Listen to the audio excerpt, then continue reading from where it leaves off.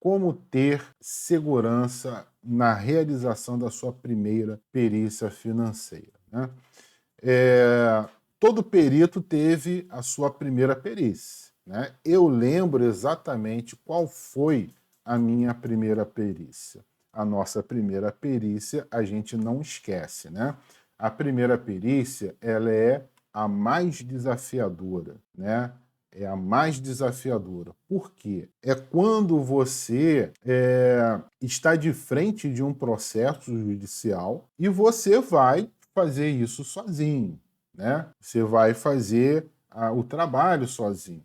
É como eu sempre digo, é como você entrar numa autoescola, você treina com o instrutor, treina ali na prática, dentro do automóvel, né? Faz tudo que tem que fazer ali no automóvel, vai para a rua, dirige, mas quando você pega a sua carteira, você recebe a sua habilitação e entra no seu automóvel e vai para a rua sozinho, é outro papo, né? Bate aquele friozinho na barriga, a gente começa a ficar ainda mais cauteloso do que era, né, na autoescola, a gente começa a olhar para todo lado, né? Bate ali aquela preocupação, bate um pouquinho de ansiedade. E como que a gente resolve isso? A gente resolve isso treinando, né? A insegurança é um problema.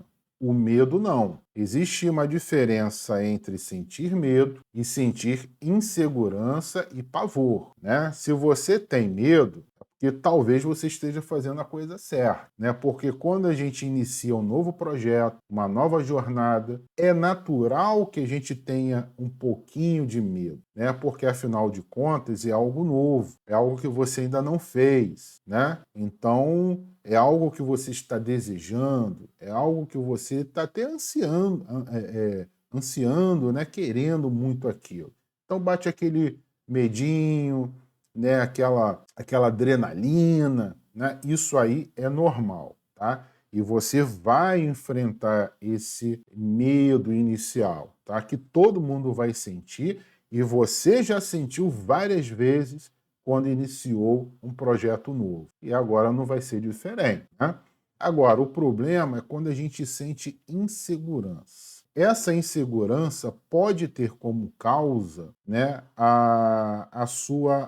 como você buscou ou fez essa capacitação, né? Se a gente estuda só teoria, na hora que a gente fica de frente ali, né, da prática, para realizar algo na prática, a gente vai sentir de fato insegurança. Porque você o tempo todo estudou a teoria e agora, na hora de botar a mão na massa, você não sabe fazer. Imagina, né, você fazer uma autoescola somente lendo o texto, né, lendo lá uma apostila, decorando as plaquinhas, né, lendo ali o passo a passo no papel, não vai adiantar. Você vai aprender a dirigir depois que você sentar no banco do motorista, você colocar a mão no volante, aprender na prática a passar a marcha, né? Ou utilizar o câmbio automático, aprender na prática a ajustar o volante, o banco, o retrovisor, o espelho,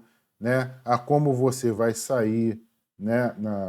Vai fazer a saída ali na rua, como é que você vai virar para a direita, para a esquerda, como você vai parar, vai subir, né, o viaduto, vai descer, né, vai estacionar. Tudo isso você aprende fazendo e não pode ser diferente na perícia. Não existe, não há como você aprender perícia judicial financeira se você não aprender de forma prática, colocando a sua mão ali na massa, no papel, né, no teclado do computador, fazendo a planilha, fazendo o laudo, né, e tudo mais que você precisa realizar. Então, o que eu observo também é que muita gente faz o cadastro de peritos e espera, né? Faz o cadastro de peritos e espera. Tem gente que é um pouco, digamos assim, São Tomé, né? Eu só vejo, eu tenho que ver para crer, né? Eu só creio depois que eu ver com os meus próprios olhos. A gente sempre fala que o mercado de perícia, né, tem espaço para muita gente, falta perito, e falta perito qualificado, né? Tem chance para todo mundo, especialmente na perícia financeira, que é um nicho mais especializado, que não é qualquer pessoa, qualquer profissional que pode atuar, né? Enquanto que você vai lá, por exemplo, para o grafotécnico, que todo mundo pode ser grafotécnico, mesmo tendo ensino médio, na perícia financeira, quem faz perícia financeira?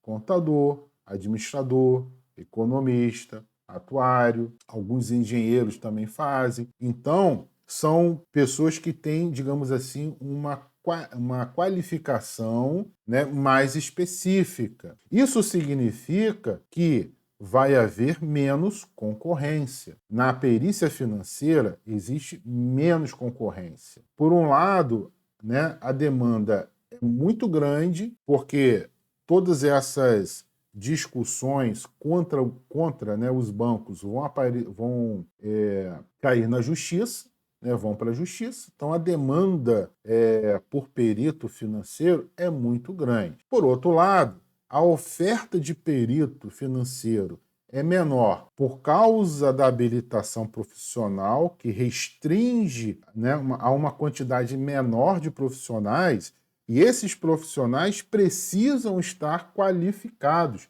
precisam saber fazer.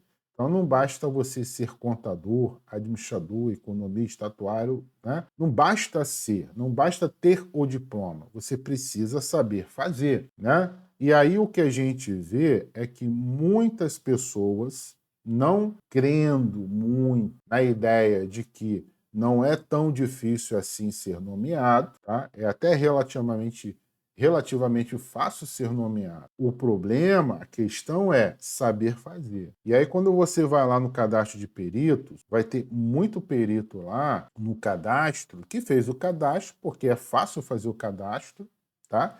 E quando é nomeado, se depara com o processo, e agora? Como é que eu faço? Né? Como é que eu vou fazer o trabalho? Né? Eu sempre aqui menciono a história que já aconteceu, né, que eu vivenciei, que eu estava num cartório de uma vara civil, de um fórum, né, mais ou menos perto da minha casa, próximo, não tão próximo assim, né? Mais ou menos meia hora, 40 minutos de carro. E tinha um rapaz do meu lado que perguntou: você é perito? Eu falei: sou. Ah, eu fui nomeado nesse processo aqui. Onde eu vejo aqui que eu fui nomeado? Bem, se ele não sabia olhar no processo que era físico na época, isso aí, ó, já faz anos, né? Já tem aí uns 15 anos, mais ou menos, 10, 15 anos. Se ele não sabia olhar no processo onde ele foi nomeado, onde estava o nome dele, imagina se ele sabia, né, o que era para fazer dentro daquele processo, que estava sendo discutido e que ele tinha que fazer, né? Então ele foi uma das pessoas que fizeram cadastro de perito, foi nomeado e depois não sabia fazer. Essa pessoa não vai nem sentir insegurança, né? Vai cair a ficha e caramba, e agora? Eu preciso de ajuda. E nesse momento, vou procurar ajuda. E aonde que consegue ajuda? Não consegue. Porque os peritos que já sabem fazer não estão disponíveis, né? Não estão disponíveis no mercado. Estão no cadastro, mas quando é nomeado, esse perito já está sobrecarregado e acaba não assumindo a perícia. E aí o juiz acaba nomeando o próximo que não aceita, o próximo que não aceita, e aí cai nessa pessoa, que às vezes descobre que não sabe fazer. Então, o que eu sugiro, faça capacitação, aprenda a fazer, mão na massa, depois que você se sentir ali minimamente capacitado, já sabendo fazer a leitura do processo, sabendo quais são os documentos que tem no processo, né? Sabe ali fazer a leitura, já começa a entender a dinâmica de um processo judicial, onde está escrito o que é para você fazer, como você interpreta isso, né? Você já tem ali um direcionamento. Aí é o momento de você começar a fazer o seu cadastro de peritos. Por quê? a sua nomeação pode acontecer daqui a pouco. Você fez o cadastro hoje, o seu cadastro foi aprovado, né? Pode ser que você seja nomeado já semana que vem, né? Estava falando há 2 semanas atrás no grupo de alunos, né, aqui do Prime Expert, e na turma nova, né, uma aluna disse o seguinte: olha, eu fiz o cadastro, né, e fui nomeada em 7 dias. Fiz o cadastro, foi aprovado, 7 dias depois, exatos, fui nomeada. Né? Foi o momento que ela começou a correr atrás. Né?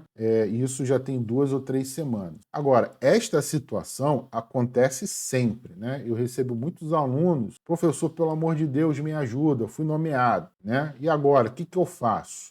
A gente dá algumas orientações, né? A gente faz o que a gente pode, mas precisa, né, fazer a sua capacitação, tá? E se você já tiver interessado em fazer essa capacitação, né, me acompanhe aqui no Instagram, que no final de janeiro a gente vai ter novidades aí para a próxima turma do Prime Expert, tá bom?